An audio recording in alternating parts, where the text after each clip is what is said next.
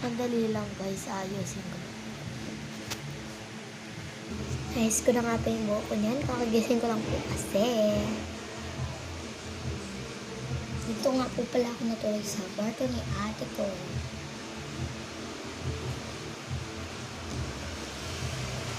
Tapos ayoko po kasi natakot po ako sa kwarto ko. Kaya ayoko po dun.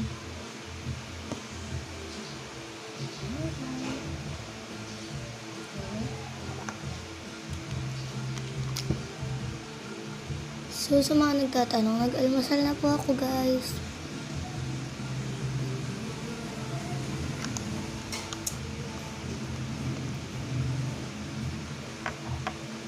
Comment na lang po kayo guys or follow kung anong gusto nyo dito sa dalawang tuwing nag-style sa ko.